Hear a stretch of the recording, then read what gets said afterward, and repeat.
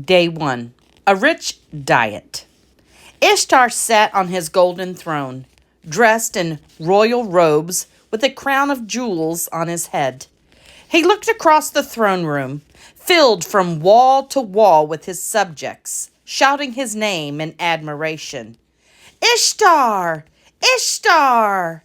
They sang his praises, not out of force or duty, but because they loved him.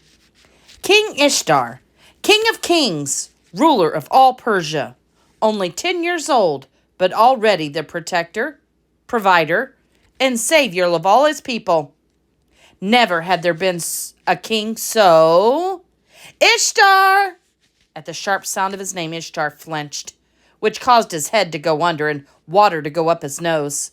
He kicked and splashed until finally his feet found the bottom of the pool.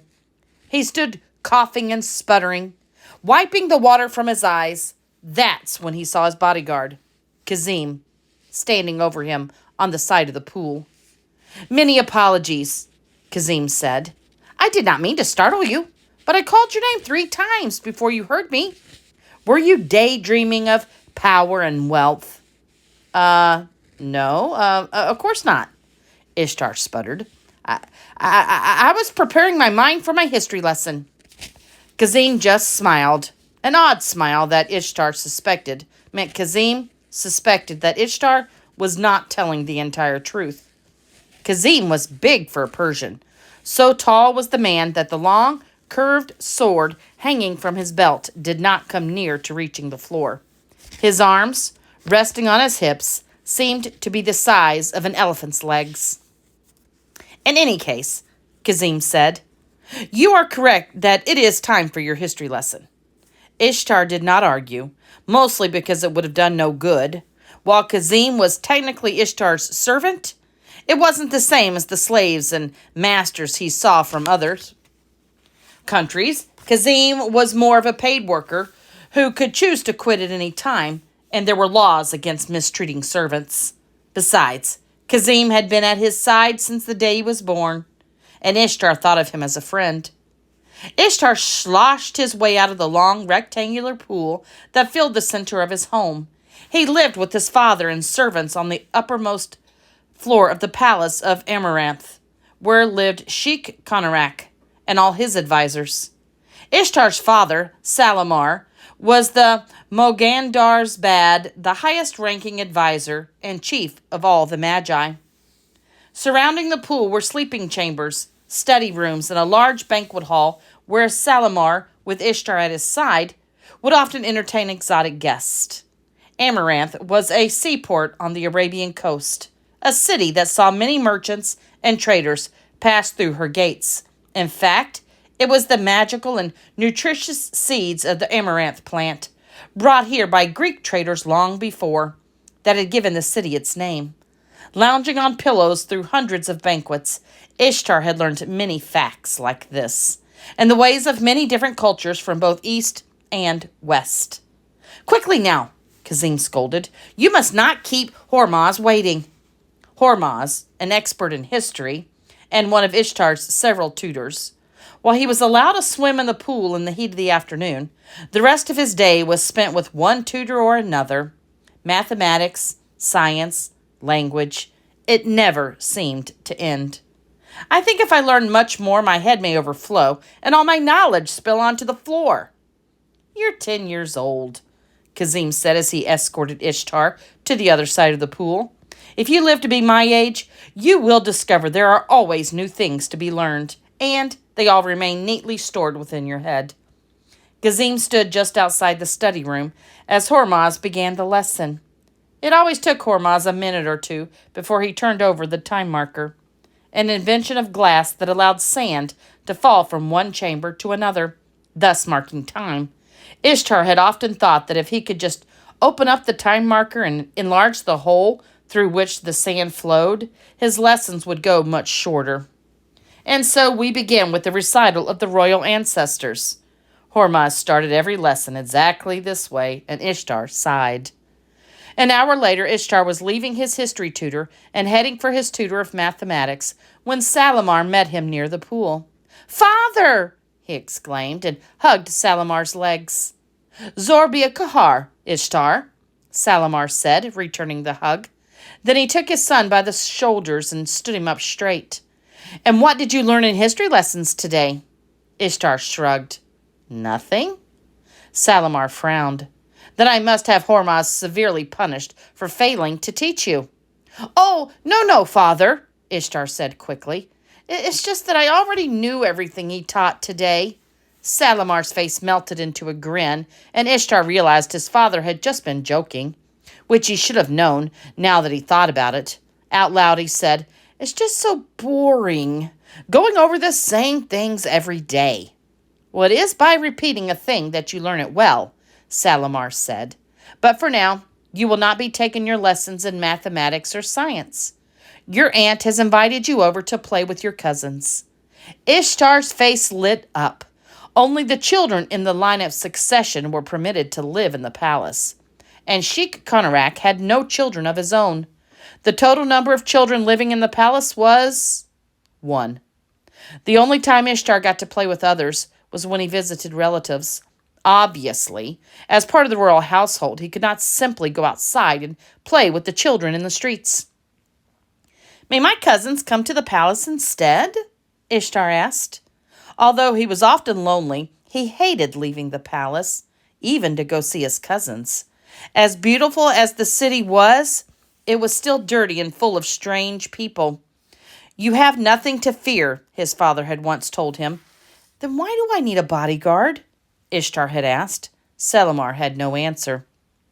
But now Salamar said, The invitation was for you to come to their home, and thus you shall. Ishtar sighed and took his lesson parchments to his sleeping chamber.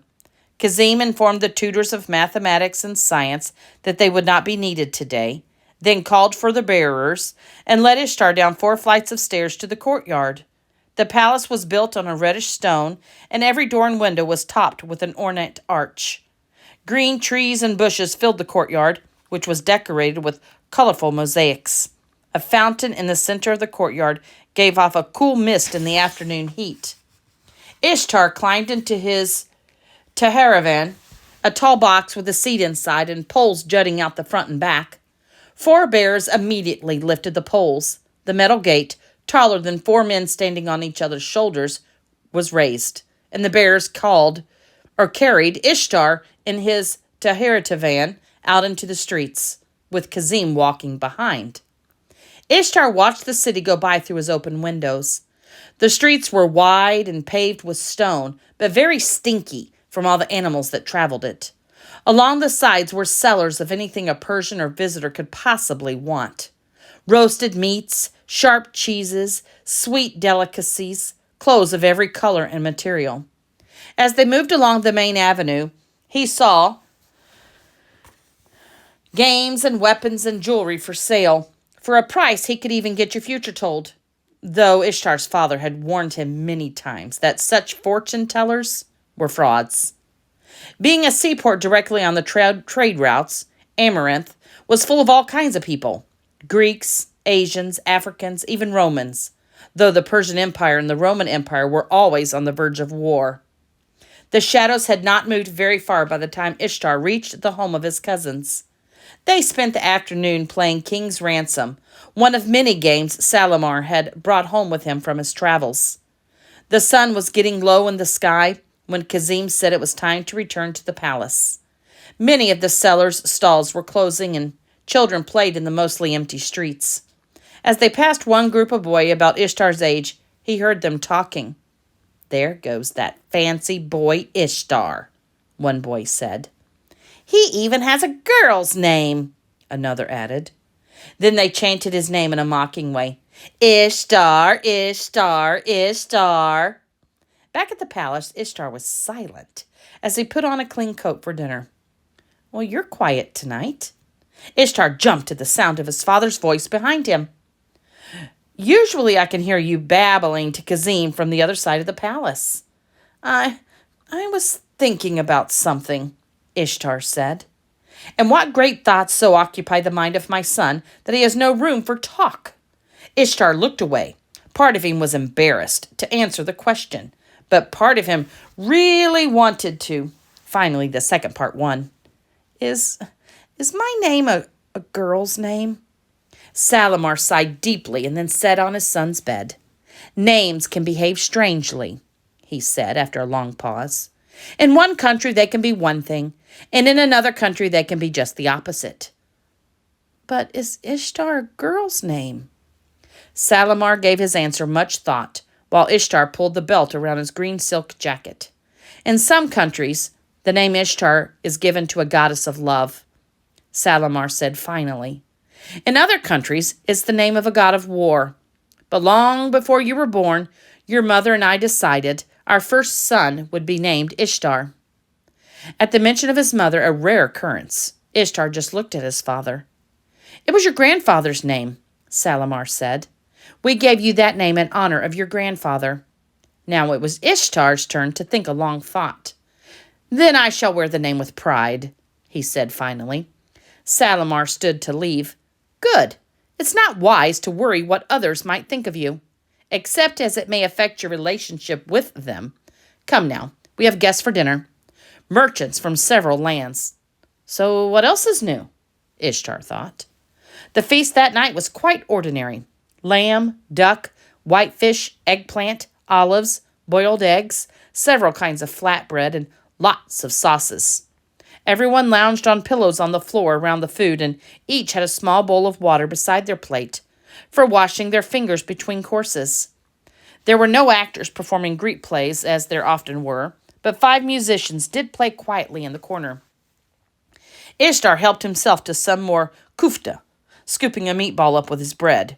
As the men ate the fine foods and drank their tea, they talked. Boring talk, Ishtar thought.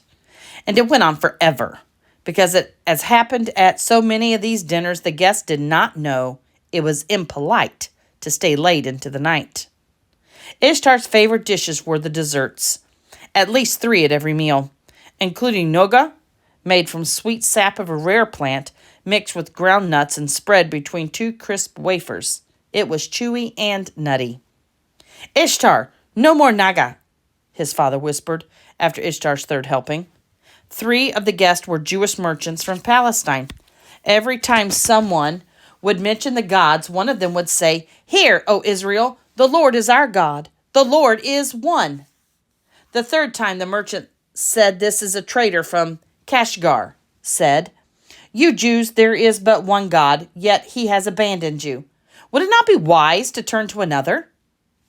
Samantabhatra, perhaps, or the Persian god Imaratat. "The Lord is our God, the Lord is one," the Jewish merchant said again. "He has not abandoned us. He has promised us a Messiah, one who will save us someday." "Someday soon, perhaps." "Oh, no, the prophecy of the Messiah shall not be fulfilled for many centuries," the merchant scoffed. Ishtar was almost glad when Kazim finally fetched him for his astronomy lesson. He followed his bodyguard to the other side of the pool and up a spiral stairway made of stone to the roof of the palace. Ishtar looked out across the city, lit only by starlight and a sliver of the moon just peeking over the horizon, such that all the tall buildings were outlined in silver. Beyond that he saw the Akazar Sea, its waves lapping against the shore. Since astronomy was the study of the stars, and since stars only appear at night, astronomy lessons were almost always taught at night. Ishtar's tutor for these lessons was a rickety old man that Ishtar was sure must have been born ages before the stars.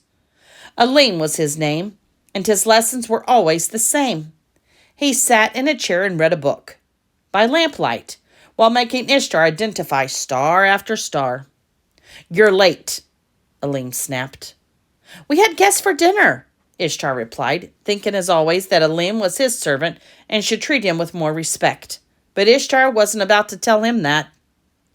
"We must begin immediately before the moon fully takes over the sky and there is nothing to see." With that, he began giving Ishtar a string of stars to identify, not once looking up from his book. "There are 3 stars above the eye of Kurzang," Alim droned on. "They are," and Ishtar sighed, "Awaki, Wasa Asama, and Azubana. And above that, the 2 stars to the right of Namask Ear, and Nuhal, and Kalbaharai, Would this lesson never end? And the crown on the head of Sagar is made of 3 stars. What are they, please?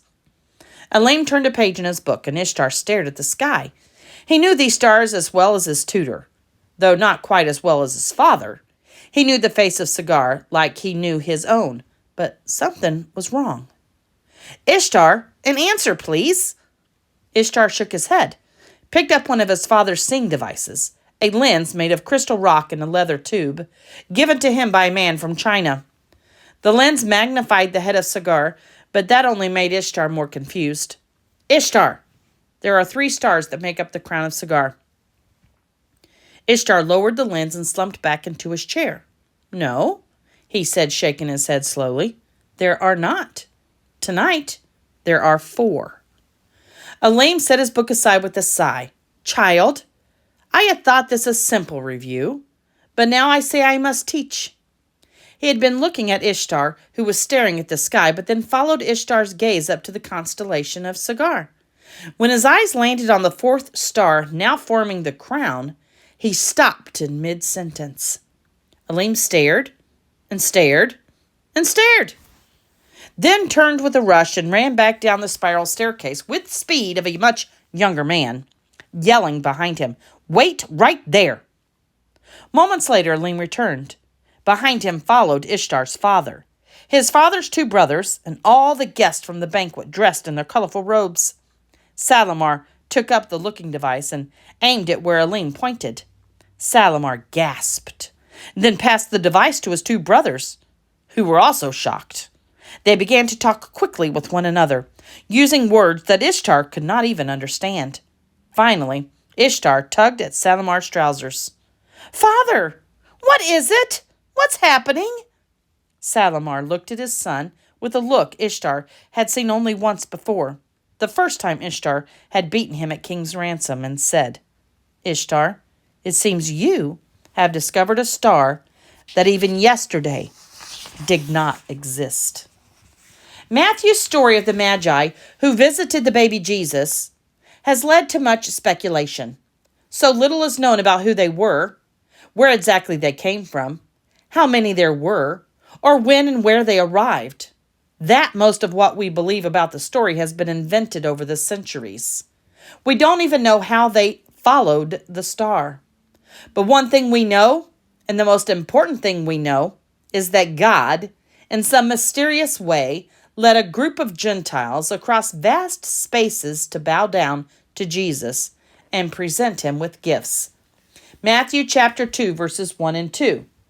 Now, when Jesus was born in Bethlehem of Judea in the days of Herod the king, behold, there came wise men from the east to Jerusalem, saying, Where is he that is born King of the Jews? For we have seen his star in the east, and are come to worship him. Tonight we start an adventure